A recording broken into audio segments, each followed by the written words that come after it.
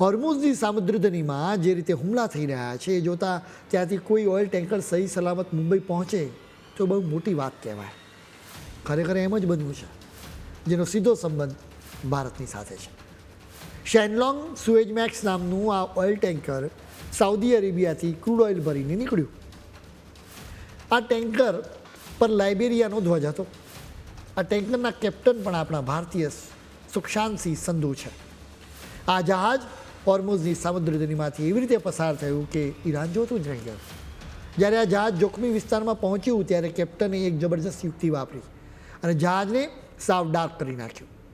એનો અર્થ એવો થાય કે જહાજની જે ઓળખ આપતી સિસ્ટમ હોય એ બંધ કરી દીધી, જેથી કોઈ દેશના રડારમાં આ ટેન્કર દેખાય છે.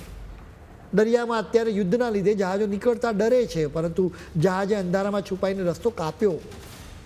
8મી માર્ચે આ જહાજ રડાર પરથી ગાયબ થઈ ગયું અને જેવું જોખમ ટળ્યું કે તરત જ પાછું દેખાવા લાગ્યું. બુધવારે બપોરે આ ઓઇલ ટેન્કર મુંબઈના બંદરે લાંગર્યું ત્યારે બધાએ હાશકારો અનુભવ્યો. અત્યારે એમાંથી 1.35 લાખ ટન જેટલું ક્રૂડ ઓઇલ ઉતારવામાં આવ્યું છે, જે આપણા મુંબઈની રિફાઇનરીમાં જશે. ટેન્કર કે જહાજને ડાર્ક મોડમાં લઈ જવાની કરામત ખરેખર એક જોખમ હોય છે, કેમ કે એવી સ્થિતિમાં જહાજ પર કોઈ આફત આવે તો તેને બચાવવામાં મુશ્કેલી થાય. જો કે યુદ્ધ ચાલતું હોય ત્યારે પોતાનો જીવ અને માલ બચાવવા માટે કેપ્ટન પાસે આ જ છેલ્લો રસ્તો બચતો હોય છે. અમે તમને પહેલાં પુષ્પક અને પિરામલ ઓઇલ ટેન્કર્સની પણ વાત કરી.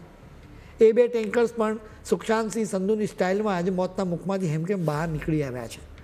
શિપિંગ કોર્પોરેશન ઓફ ઇન્ડિયાના આ બંને ઓઇલ ટેન્કર્સે કોઈપણ સુરક્ષા વગર હોર્મુઝની પેલી સાંકડી ગલી પસાર કરી લીધી છે. એમણે પણ પેલી જ યુક્તિ વાપરી, એટલે કે પોતાની ઓળખ છુપાવવા માટે ટ્રેકિંગ સિસ્ટમ સાવ બંધ કરી દીધી.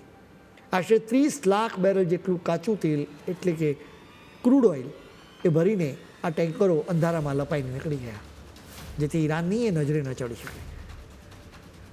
આ યુદ્ધમાં સૌથી વધુ તકલીફ ખાડી દેશોને છે. અત્યારે દુબઈ જેવા ઝાકમઝાળવાળા શહેરમાં પણ ફફડાટ ફેલાઈ ગયો છે, કારણ કે અહીં મુખ્ય વિસ્તારોમાં મોટા ધડાકા સંભળાયા છે. રહેણાંક વિસ્તારોની ઉપર ધુમાડાના ગોટા દેખાયા.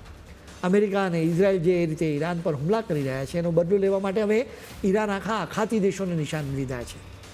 જ્યાં દુનિયાભરના લોકો મોજ મસ્તી કરવા જાય છે એવા સુરક્ષિત ગણાતા દુબઈમાં પણ હવે ધડાકા થવા લાગ્યા છે.